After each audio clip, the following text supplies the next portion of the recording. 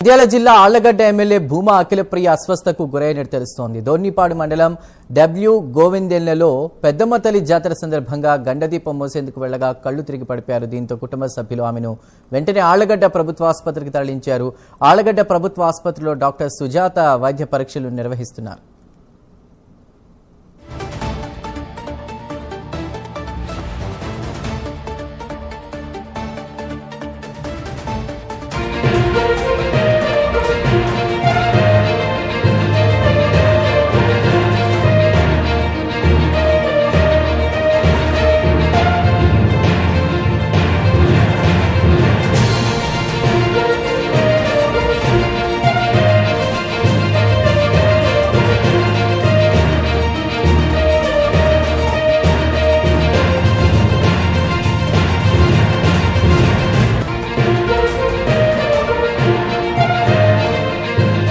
నంద్యాల జిల్లా ఆళ్లగడ్డ ఎమ్మెల్యే భూమా అఖిలప్రియ అస్వస్థకు గురయ్యారు.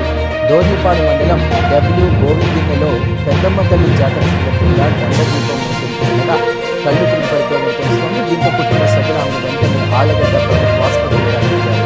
ఆళ్లగడ్డ ప్రభుత్వ ఆసుపత్రిలో ప్రస్తుతం డాక్టర్ సుజాత వైద్య పరీక్షలు నిర్వహిస్తున్నారు.